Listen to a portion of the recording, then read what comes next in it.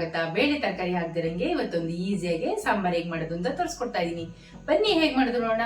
ನಮ್ ಚಾನೆಲ್ ನ first time ನೋಡ್ತೀರಿ ಸಬ್ಸ್ಕ್ರೈಬ್ ಮಾಡೋದ್ ಮರಿಬೇಡಿ. ಲೈಕ್ ಮಾಡಿ, ಶೇರ್ ಮಾಡಿ, ಕಮೆಂಟ್ ಮಾಡಿ.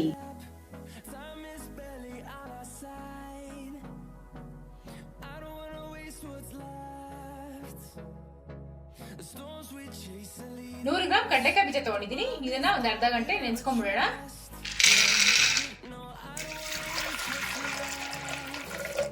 ಕಡಲೆಕಾಯಿ ಬೀಜ ನೆನೆಯೋಷ್ಟೊತ್ತಿಗೆ ಒಂದ್ ಮಸಾಲ ರೆಡಿ ಮಾಡ್ಕೊಂಡ್ಬಿಡೋಣ. 3 ಟೊಮೆಟೊ ತಗೊಂಡಿದ್ದೀನಿ. ಇದನ್ನ ಕಟ್ ಮಾಡ್ಕೊಂಡ್ಬಿಡೋಣ. ಇವಾಗ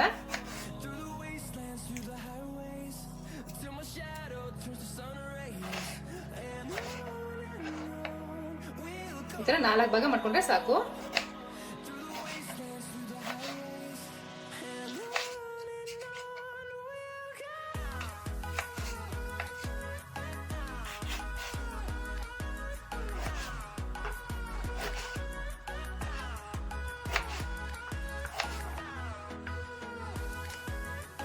ಒಂದು ಈರುಳ್ಳಿ ತಗೊಂಡಿದ್ದೀನಿ. ಇದನ್ನು ಸಣ್ಣ ಕಟ್ ಮಾಡ್ಕೋಬೇಕು.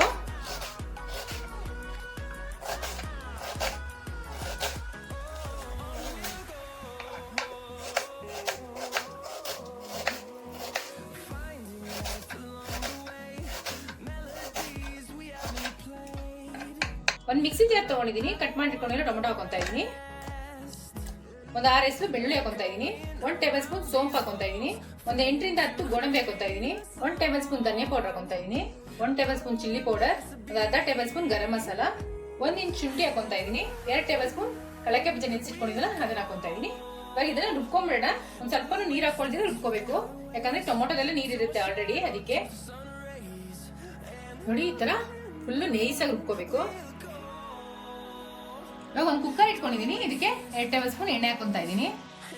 ಎಣ್ಣೆ ಕಾದಿದೆ. 1 ಟೇಬಲ್ ಸ್ಪೂನ್ ಜೀರಿಗೆ ಹಾಕೊಂತಾ ಇದೀನಿ. 1 ಸ್ಟಾರ್ ಹೂವು ಹಾಕೊಂತಾ ಇದೀನಿ. 2 ಲವಂಗ ಹಾಕೊಂತಾ ಇದೀನಿ. 3 ಜಜ್ಜಿಟ್ಕೊಂಡಿರೋ ಬೆಳ್ಳುಳ್ಳಿ ಹಾಕೊಂತಾ ಇದೀನಿ. ಒಂದ್ ಸ್ವಲ್ಪ ಕರ್ಬೇವು ಸೊಪ್ಪು,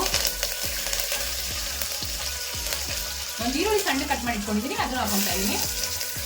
ಈರುಳ್ಳಿಯ ಸಾಫ್ಟ್ ಆಗೋಂಗೆ ಫ್ರೈ ಮಾಡ್ಕೋಬೇಕು.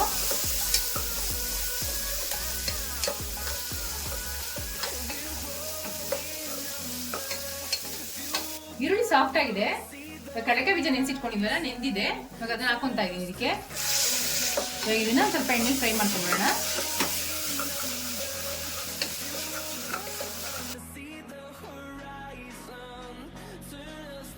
ಕಡಲೆಕಾಯಿ ಫ್ರೈ ಆಗಿದೆ. ರುಬ್ಬಿಟ್ಕೊಂಡಿದ್ವಲ್ಲ ಮಸಾಲೆಯನ್ನ ಹಾಕೊಂತಾ ಇದೀನಿ ಇದಕ್ಕೆ.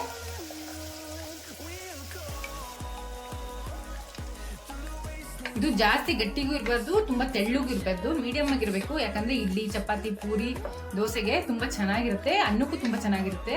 ಅದಕ್ಕೋಸ್ಕರ ನಾನು ಮೀಡಿಯಂ ಅಳತೆಯಲ್ಲಿ ಮಾಡ್ಕೊಂತಾ ಇದ್ದೀನಿ. ಈ ತರ ಕುದಿತಾ ಇರ್ಬೇಕಾದ್ರೆ ರುಚಿಗೆ ತಕ್ಕಷ್ಟು ಉಪ್ಪು ಹಾಕೋಬೇಕು, ಸ್ವಲ್ಪ ಕೊತ್ತಂಬರಿ ಸೊಪ್ಪು ಹಾಕೋಬೇಕು. ಇವಾಗ ಒಂದ್ಸಲಿ ಮಿಕ್ಸ್ ಮಾಡ್ಕೊಂಬಿಡೋಣ. ಕುಕ್ಕರ್ ಮುಚ್ಚಳ ಮುಚ್ಬಿಟ್ಟು 2 ವಿಜಿಲ್ ಕೂಗಿಸ್ಕೊಳ್ಳೋಣ. ಕುಕ್ಕರ್ ಕೂಗ್ತಾ ಇದ್ರೇನೆ ಪಕ್ಕದ ಮನೆಯವ್ರು ಬಂದು ಕೇಳ್ತಾ ಇರ್ತಾರೆ, ಏನ್ ಅಷ್ಟೊಂದು ಗಮ್ಮಂತ ಇದೆ ನಿಮ್ ಮನೇಲಿ ಅಂತ. ಆ ತರ ಇರುತ್ತೆ ಸಾಂಬಾರ್ ಇದು.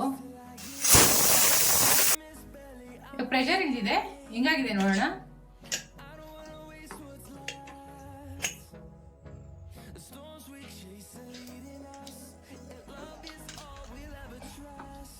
ಸೂಪರ್ ಆಗಿದೆ ನೋಡಿ.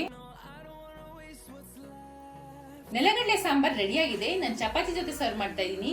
ಇಡ್ಲಿ, ದೋಸೆ, ಪೂರಿ, ಅನ್ನದ ಜೊತೆ ತುಂಬಾ ಚೆನ್ನಾಗಿರುತ್ತೆ. ಟ್ರೈ ಮಾಡ್ಬಿಟ್ಟೆ ಹೇಗಿತ್ತು ಅಂತ ಕಮೆಂಟ್ ಬಾಕ್ಸ್ ಅಲ್ಲಿ ತಿಳಿಸಿ. Thanks for watching our video.